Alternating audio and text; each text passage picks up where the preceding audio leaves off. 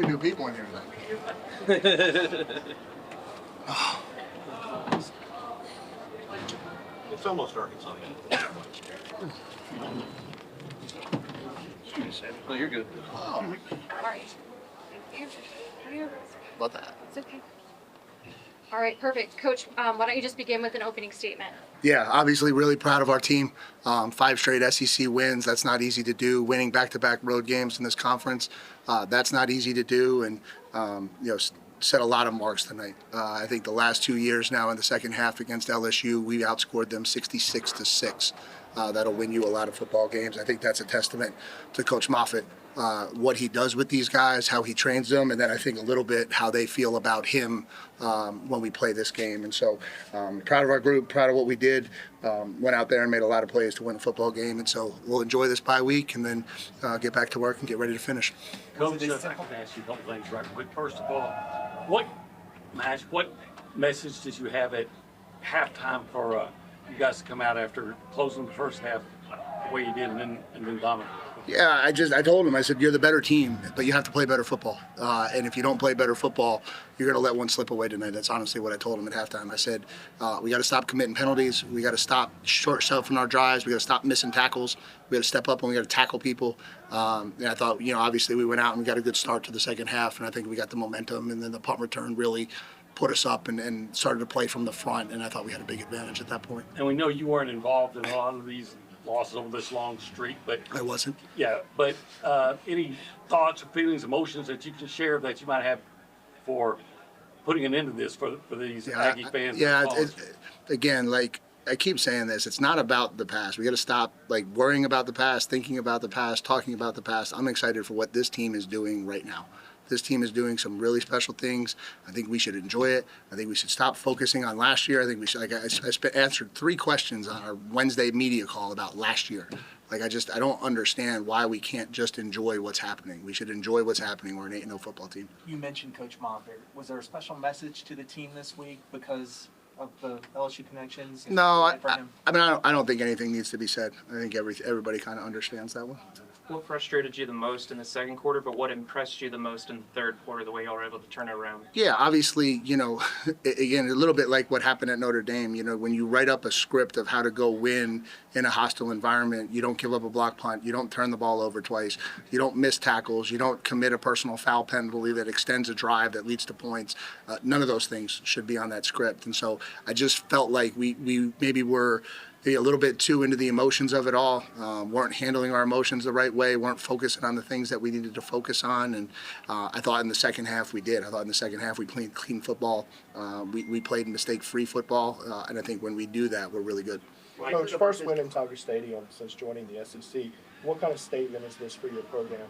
We're not making statements. We're happy we won. We're excited to go into the bye week. What is it about this team that you see them be able to overcome that adversity time and time again? And what does the makeup allow them to do that? I think there's a togetherness in there. I think those kids believe in who they are and what they're capable of. I think they believe in each other. I think you've seen that, and it's probably been the one thing that of all the things that have been somewhat inconsistent over these 8 games, the one thing that has been consistent is how those kids will play the game however it needs to be played to come out and win. And tonight, maybe in the second half, was the first time both sides of the ball were really clicking together, and I think you saw what that could look like for us. 7 sacks. It seemed like you were able to really dominate the line of scrimmage tonight. Just talk about what you were able to do up front on both sides of the ball. Yeah, we knew that was going to be critical. Obviously, he's a really talented quarterback. He got in a little bit of a rhythm on that first scoring drive for them, and in order to get him out of that rhythm, we were going to have to pressure him. And I thought our D-line did a really, really good job of that. Marcel Reed we haven't seen him struggle like that this year in that second quarter in those materials. What does it say about him, his response individually in the game that he ended up having? Yeah, I mean, he's a competitor. I think he's got a lot of confidence in himself. We have a lot of confidence in him. I don't think we changed how we called the game. We were still very comfortable putting the ball in his hands. He obviously they fooled him a little bit on the one in the end zone. I think he gave him a look he wasn't quite ready to see, and then the other one was a tip ball, and those are kind of hard. But yeah, I think we have a ton of confidence in him and where he's going. Can we do this? Can we raise our hand? And Kat, can you run this like a press conference? Yes, sir. Sam. Mike, mistakes aside, 24-point road win over a quality opponent. defense had its effort, offense, a lot of explosives. Is this the most complete effort your team has given this year, in your opinion? Yeah, I think so. I think it's the first time for really extended periods of time. You would say the first quarter, the third quarter, the fourth quarter, both sides of the ball were playing really, really well. You know, we had a really bad second quarter that we had to overcome, but I think, you know, for 3 of the 4 quarters tonight, I thought both sides of the ball were functioning at a really high And level. how close are you to reaching your ceiling in terms of what this team can do on the field? Probably still got a ways to go. And I think that's how we want to think about it. We want to continue to be in a growth mindset. We want to continue to grow every single week. And you know, again, we've said this repeatedly. You know, we have bigger aspirations for where we can go than anybody else. And so, as we win, I think other people will catch up. We'll stay to the left, Adam. Yeah, Mike, the explosive element, whether it's Marcel or Mario or Casey, how much of it is that kind of in your DNA as an offense this year? Yeah, I think that's the biggest thing that we talked about having to do to flip where we were trying to go. I think if you look at the teams that have won the SEC, the teams that have gone far in the playoffs, they have explosive playmakers on offense that can take a game over. And we felt like it was critical when I took over that we added those elements. It was really, really important. And so now we have them. We have a lot of them. We have them in the backfield. We have them at wide receiver. We have them at quarterback with the ball in his hands every play. And I think that makes us a really challenging offense to defend because we can come at you so many different ways. To the right, Jesus. Coach, to have a punt return, you've addressed it a little bit, but to have a punt return back for a touchdown, what does that do for the team? And what does it do to your team to have that in your arsenal? Yeah, I think obviously he's an extremely talented kid with the ball in his hands. And so I think you've seen that quite a few times this year with his ability to do that. Those kids are blocking really hard for him because they know if we can just get him a little bit of space, he's going to go. And obviously at the point at which that happened, I think it pushed the lead out to 3 scores and was a critical point in the game. We'll stay straight, Travis. Yeah, the drive right after halftime, like 9 plays, 8 of them runs. How much did establishing the run you feel like kind of reset the offense for the second half? Say that one more time. We had 8 runs out of 9. 8 runs out of 9 on that drive. I don't even think I realized that. Back in the flow. Yeah. Yeah, I think we, you know, they played us a little bit differently maybe than we thought they would. I think we went in and we didn't establish the run particularly well in the first half. I know we made some adjustments with some of the ways we were trying to attack them in the run game, and I think we were able to get it going more consistently in the second half. And we didn't want to. I think one of the things we always try to avoid is being too one-dimensional. And I felt like in the first half we were putting a lot of pressure on Marcel to throw the ball a lot, and so I didn't realize it was 8 out of 9. That wasn't the plan, but we did go in and talk a lot at halftime about trying to come up with some runs that would be able to move the chains. Mark.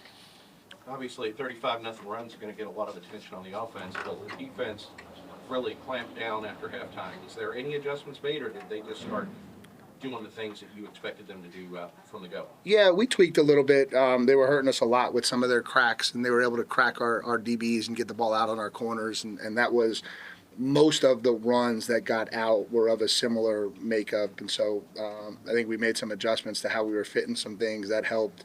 And again, like it's when you play football like that, though, it changes the game. I think the game changed so much. You know, we went out, scored, got to stop, ran back a punt, right? And that sequence of everything just that changes the course of the game. And then we were able to play from the lead, and then we could tee off on the quarterback, and it made it really, really hard for them. Gentleman in the background. Mike, you said this week that the reality is talking about the vision of the program overall. I wondered how much this win advanced that goal of getting that vision of what you want. Yeah, it certainly seems like it. There's some new faces in the room over here. No, I joke. I'm just joking. That's just a joke. Just a joke. You got to handle my sarcasm. Yeah, I don't know that it's anything more than just. We want to be a program that achieves things. We want to not be a program that talks about what we want to achieve, what we should achieve, what we're capable of achieving. We've just talked consistently since I've gotten here about being a program that does the things it needs to do to go out and accomplish things, right? And that doesn't guarantee you success, but that's a heck of a starting point. And I think what you're seeing a little bit is the culmination of that, right? A group of kids who understands there's a lot of work that goes into being successful, is willing to put in the work and do the things they need to do, and then is willing to go out and fight with each other for 3.5 hours to get the result that they want. Aiden. It's not Death Valley, kind of cleared out a little bit early, but your traveling student section stayed until the very last game. What does that mean to you as a coach? Yeah, unbelievable amount of support, and I can't say that I ever envisioned that many Aggies in the stadium relative to that many Tiger fans. And so thank you to everybody again who represents the 12th man. I think we're starting to travel a little bit more. I think the fans are starting to get a little bit behind what we've got going on. That's great to see. We're going to need them up in Missouri in a couple weeks, and so buy your tickets, get on a car ride, get on a plane, and let's go pack Missouri. Alex? I just wanted to ask what you felt like the biggest thing you've learned about your team in this 5-game stretch to start conference play has been, and do you feel like this second bye week maybe comes at a good time for you guys? Yeah, I think it's for sure a good time. I think 5 SEC games in a row is hard. I bet if you guys looked up, there probably hasn't been a lot of teams that have won 5 straight SEC games week. Yeah, I don't know how many times that's really happened without a bye, without playing a non-conference game. It takes a physical toll on you, and so it's going to come at a good time. You know, we're going to be able to give some rest to the guys who played a lot of football. We're going to get some work for the guys who haven't, and then as the back end of the week goes, we'll start flipping our attention over to Missouri. Carter? So some folks nationally might be surprised by this. Were you surprised? Probably could say no start at all. A 24-point win at LSU. Does this surprise you at all, or is this something you kind of expected going into the year? You know, it's hard to say you expected. Certainly believed this is what we were capable of. You know, I wouldn't sit here on a podium and tell you, oh, I absolutely expected this to happen the way it did, but I certainly knew we were capable of it, and I knew if we would commit to doing the things we needed to do week in, week out, if we would commit to playing the game consistently with each other, I knew we had a talented roster. I knew we were significantly more talented than we were last year. And so, yeah, so far so good. Sam? They're 20-1 under BK in 19 years. It's hard to win here, obviously. And you 22.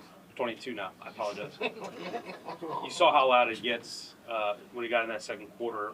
How proud are you of the poise of your team, and how much does it mean to get a win when it's hard to get a win in this place? Yeah, it's a really hard place to win, and I think you know, I still don't know that nationally there's a complete understanding of what it's like in these SEC away venues, and it's no disrespect to any other conference, but you know, it's just different, and the atmosphere, the environment, you know, when all of a sudden they get some momentum and you know, the wheels start rolling, and it's hard places to play in this conference. Playing a night game in Tiger Stadium is a challenge, as evidenced by the fact I told the kids this the other day. I was the starting point guard on my high school basketball team the last time we won here, and so if that's any indication of how challenging it is to win here, you can image in your mind, Sam, and write about that. Coach, we'll finish out right here to the left. Hey, Mike, talking about the margin for error in this league, you know, the best team, you know this, always check a lot of different boxes, what they can do. Resilient, when you get punched in the mouth, physical line of scrimmage, explosive playmakers. Where are you guys right now as far as being able to check all those boxes? Yeah, I need to keep going. I think we're very capable of checking them all. I think over the course of these 8 games, you've seen us check everything. You know, we've won because we've had to score a lot of points. We've won because we had to stop people a lot in second halves and in the fourth quarter. You've seen us not handle first halves particularly well and come out and play really good second halves. You've seen people take the momentum of the game and us take it back. And so I think we are capable of checking a lot of boxes if we'll commit to continuing to do things that we have to do to go out and be successful week in and week out.